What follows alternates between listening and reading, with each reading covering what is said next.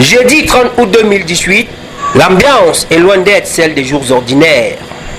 D'un pas alerte, la mine fermée, le directeur technique de Prime Potomac arpente les couloirs du chantier de l'hôtel des sports de Garoua.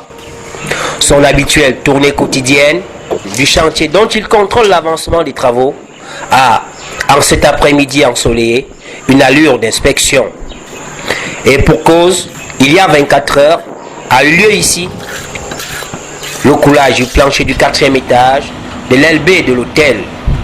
Une opération délicate qui a concentré l'attention de quasiment tous les ouvriers affectés à ce chantier la veille. Un jour après, les résultats commencent à se voir et le verdict du DT tombe. Ce que je peux vous dire d'emblée, c'est une satisfaction totale pour toute l'équipe qui a œuvré pour ce travail. C'est un travail qui a été fait en 2 heures de temps, compte tenu des équipements que nous avons utilisés. Ça nous permet d'aller vite. Et maintenant, le résultat que nous constatons, c'est un résultat qui nous donne la satisfaction.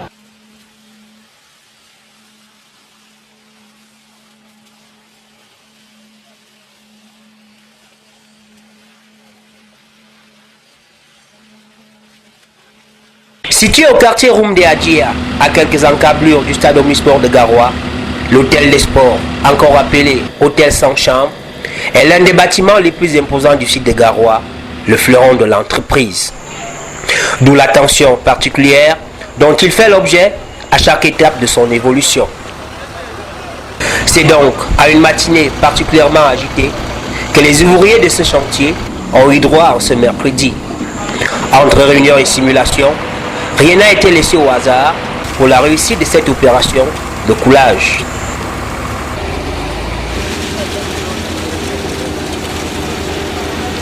C'est très important, surtout que nous travaillons en altitude. Vous savez qu'en milieu de travail, un accident, c'est une perte énorme. Ce n'est pas seulement pour l'entreprise, mais c'est pour la République.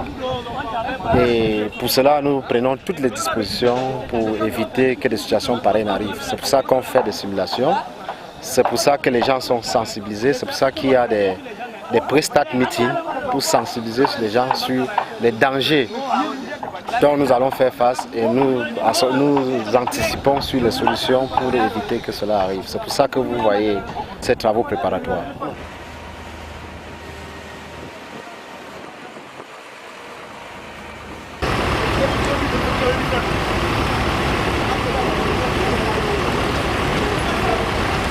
Matériel? Oui, c'est du lourd. C'est quelque sorte un peu aller tuer une mouche avec la hache. Et il fallait compte tenu de l'enjeu du projet, compte tenu aussi de la sensibilité du projet. Nous avons un plancher qui consomme 400 mètres cubes de béton. Et nous avons une centrale qui produit 400 mètres cubes heure. Vous comprenez logiquement qu'en moins d'1 heure de temps, nous pouvons couler totalement notre plancher. Donc nous avons mis des moyens conséquents pour vraiment répondre au problème de délai dont nous faisons face. Après une préparation minutieuse qui aura duré quasiment toute la matinée, c'est en mi-journée que les choses sérieuses commencent. Aux commandes, l'équipe de la centrale à béton. Elle fournit les 150 mètres cubes de béton nécessaires. Immédiatement, la pompe prend le relais et projette le produit jusque sur le plancher à couler. La manœuvre est délicate et les ouvriers doivent faire preuve de dextérité.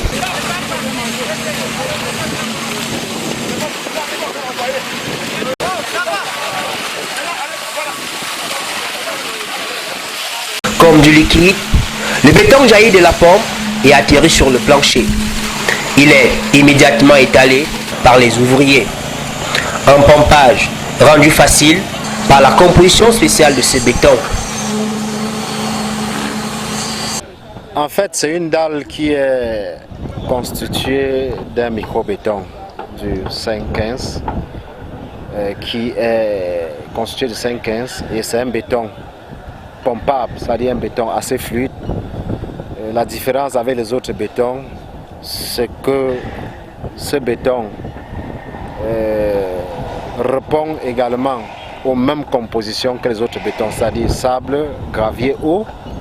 Mais en plus de ça, nous ajoutons un produit qu'on appelle adjuvant qui permet de le rendre beaucoup plus fluide. Et la fluidité permet de l'eau pomper, de l'envoyer à des hauteurs que vous ne pouvez pas imaginer. On peut l'envoyer à plus de 70 mètres sans modifier ses propriétés physiques et mécaniques.